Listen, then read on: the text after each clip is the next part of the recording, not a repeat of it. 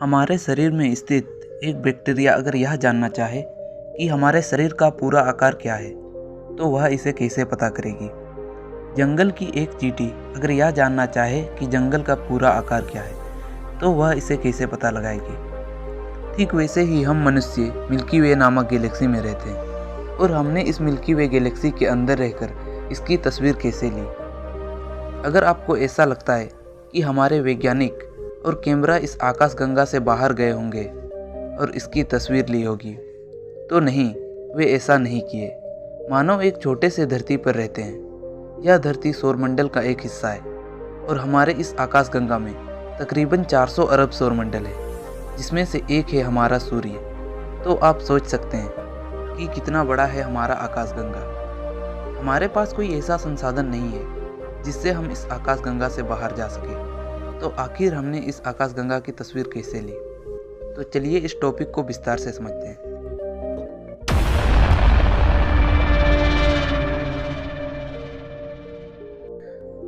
हमने हमारी धरती से हजारों से भी अधिक तस्वीरें अलग अलग तारामंडलों के लिए हैं, परंतु हमारी इस आकाशगंगा की तस्वीर लेने के लिए हमें इस धरती से बाहर जाना होगा, और जिसकी दूरी है 30 करोड़ अरब किलोमीटर।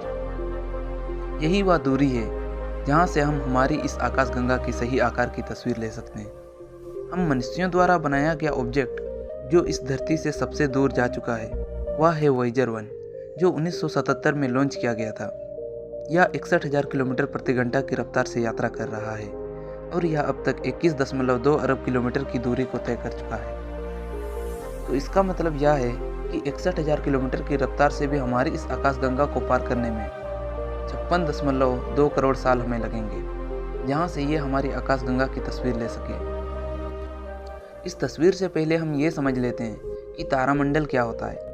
एक तारामंडल के अंदर में तारे, ग्रह, क्षुद्र ग्रह, निहारिका, धूल के बादल, ब्लैक होल और कई अन्य चीज़ें होती हैं। हम उन्हें उनकी आकृति द्वारा पहचान सकते हैं। Spiral Galaxy, elliptical Galaxy, lenticular Galaxy, irregular Galaxy और अन्य आकृति के। हमारे यूनिवर्स में स्पाइरल और इलिप्टिकल शेप के गैलेक्सी सबसे अधिक पाए जाते हैं। हम जिस मिल्की वे में रहते हैं वह एक स्पाइरल टाइप का गैलेक्सी है, जिसका आकार है लगभग 1 लाख लाइट ईयर। इसका मतलब है कि हम अगर आकाशगंगा की एक छोर से दूसरी छोर तक लाइट की स्पीड से यात्रा करेंगे तो हमें 1 लाख साल का समय लगेगा। हमारी धरती से हम सिर्फ इस गैलेक्सी का कुछ हिस्सा ही देख सकते हैं और रात की अंधेरी में हम इसकी सुंदरता का आनंद लेते हैं।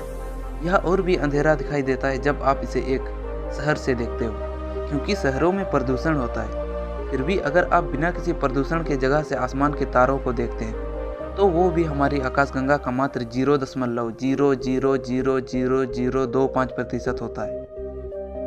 आकाशगंगा पर अनुसंधान अरस्तु काल से चल रहा है। गैलीलियो गैलीली प्रथम व्यक्ति थे जिन्होंने यह बताया था कि आकाशगंगा ताराओं का समूह है। 1785 में एक ब्रिटिश एस्ट्रोनॉमर विलियम हर्शल ने अंतरिक्ष को 600 भागों में बांटा और प्रत्येक क्षेत्रों को गिनकर हमारे आकाशगंगा की एक चित्र बनाई। ये है हर्शल की चित्र। 1900 में जैकोबस कैप्टन ने भी इस पर कुछ रिसर्च किए, जिससे वे हर्शल की चित्र का सही पुष्टि कर सके। 1910 में एक महिला एस्ट्रोनॉमर एंट्रीटा ने चमकदार प्रकृति के तारों की रिसर्च की और उसने गैलेक्सी की एक तस्वीर भी बनाई। तब 1917 में हार्लो शेपली गैलेक्सी को एक्सप्लोर करते हैं और बताते हैं कि हम और हमारी सौरमंडल इस गैलेक्सी का केंद्र नहीं है। हम इस गैलेक्सी के केंद्र से काफ़ी दूर हैं। अंत में वर्तमान रिसर्च ने भी यह पुष्टि कर दी कि वे सही थे। फिर 1920 में एडविन हबल ने अंतरिक्ष को एक्सप्लोर किया और अपने टेलीस्कोप से खोजा कि ब्रह्मांड में अनगिनत गैलेक्सी है और उनमें से हम एक गैलेक्सी में रहते हैं, और उसी तरह गैलेक्सी पर रिसर्च अब भी जारी है। और आज एस्ट्रोनॉमर्स ने हमारी मिल्की वे गैलेक्सी की पूरी आकृति का पता लगा लिया है और साथ ही ये भी पता लगा लिया है कि हम कहाँ रहते हैं। परंतु उन्होंने कैसे खोजा? उदाहरण के लिए हम एक घर में सोए हैं।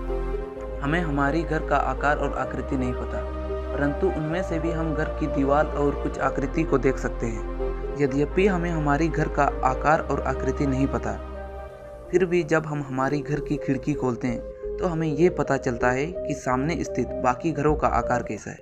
इसलिए हम यह कह सकते हैं कि हमारा घर भी लगभग वैसा ही होगा।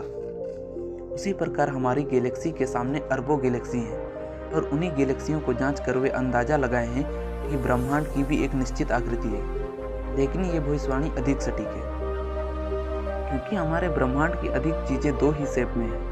एक है स्पाइरल शेप और दूसरा है फ्लैट डिस्क शेप। ग्रह, तारे और क्षुद्र ग्रह सभी स्पाइरल शेप में हैं, जबकि स्पाइरल गैलेक्सी, इलिप्टिकल गैलेक्सी और कुछ अन्य गैलेक्सियाँ फ्लैट डिस्क शेप में हैं। इसलिए ऐसा निश्चित होता है कि हमारा मिल्की वे गैलेक्सी भी स्पायर और फ्लैट डिस्क शेप के हो।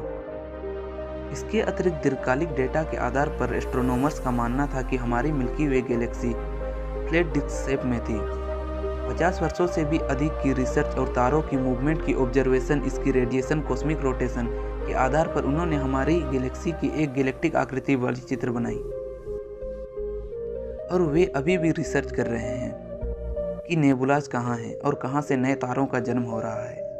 हाँ, ये बात तो सच है कि हमारी मिल्की वे गैलेक्सी की तस्वीर अब तक किसी ने नहीं ली है। ये बस एक आर्टवर्क है, पर फिर भी ये चित्र काल्पनिक नहीं है। इसे हमारी कंटिन्यूअसली रिसर्च, मैथमेटिक्स, कैलकुलेशन और एक्यूरेट ऑब्जर्वेशन के आधार पर बनाया गया है।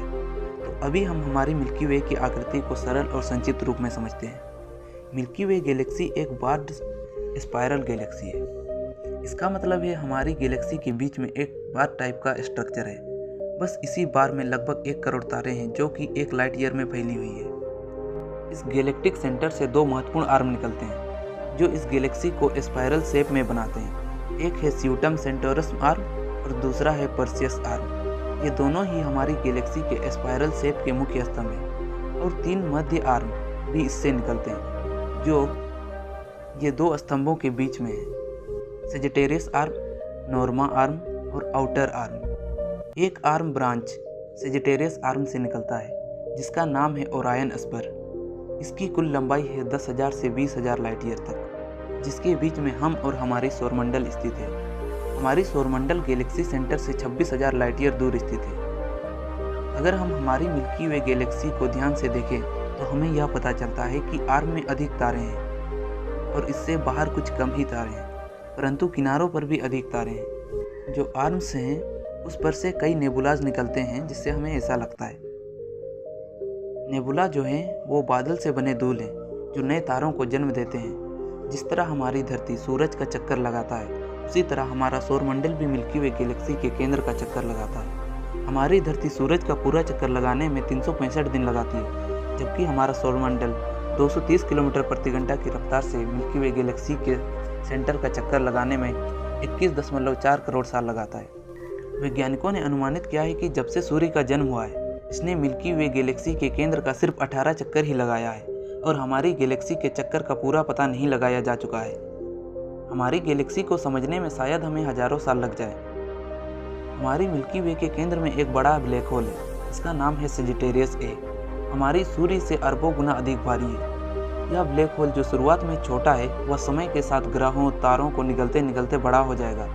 अभी के एक हाल की अध्ययन बताती है कि हमारी मिल्की वे गैलेक्सी की एक आर्म टूट चुकी है। एक नई आर्म ब्रांच जन्म ले सकती है। जिस तरह चांद ग्रहों की परिक्रमा करता है, वैसे ही 2 छोटे गैलेक्सियां हमारी मिल्की वे गैलेक्सी की परिक्रमा करते हैं। एस्ट्रोनॉमर्स का कहना है कि हमारी गैलेक्सी, जो अभी स्पाइरल शेप में है, वो कुछ ही बिलियन सालों में अपनी एंगुलर मोमेंटम के कारण सर्कुलर शेप में आ जाएगी, और साथ ही अपनी नज़दीकी गैलेक्सी एंड्रोमेडा से टकरा सकती है। अगर आपको ऐसा लगता है कि 2 गैलेक्सियों के टकराने से बहुत बड़ा एक्सप्लोजन होगा, तो नहीं, क्योंकि इसका कारण है तारों की दूरी। तारे इतने सामने नहीं होते जैसा आपको फिल्मों में दिखाया जाता है। 2 तारों के बीच की दूरी लगभग बिलियन किलोमीटर होती है।